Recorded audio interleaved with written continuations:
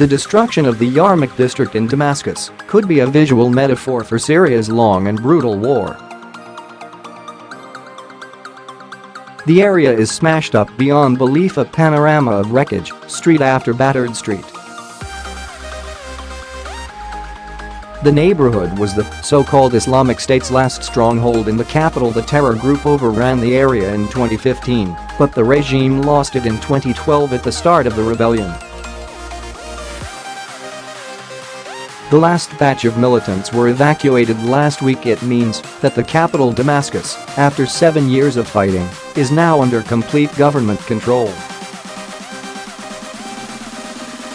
Soldiers scoot up and down, patrolling what's left of Yarmouk's broken streets on motorbikes. Others man the makeshift checkpoints, which pop up every few hundred meters.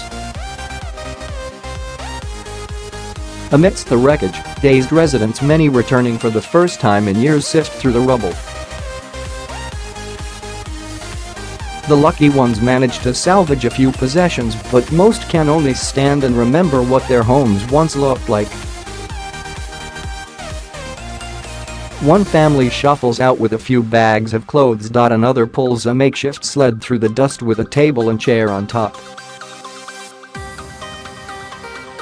It is a desolate scene. Az al-Din Kashain can only look up at the burnt-out shell of his apartment block. He tells me that he worked for 60 years to pay for his flat, and now he has nothing left, but he adds that at least the area is free from terrorists. We are accompanied throughout our visit by government minders, but the story we hear is the same every time. Yarmouk's tragedy, like the rest of the country, is the work of foreign jihadis sponsored by the West and the Gulf states to topple the Assad government.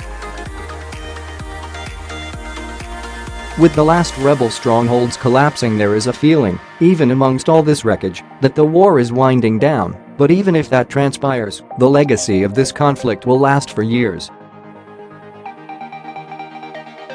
President Assad, thanks to the help of his Russian and Iranian patrons, now has most of the country's urban centers under his command. But the outcome of this war will not be decided by Syrians alone. The country's future still rests in the hands of much bigger powers.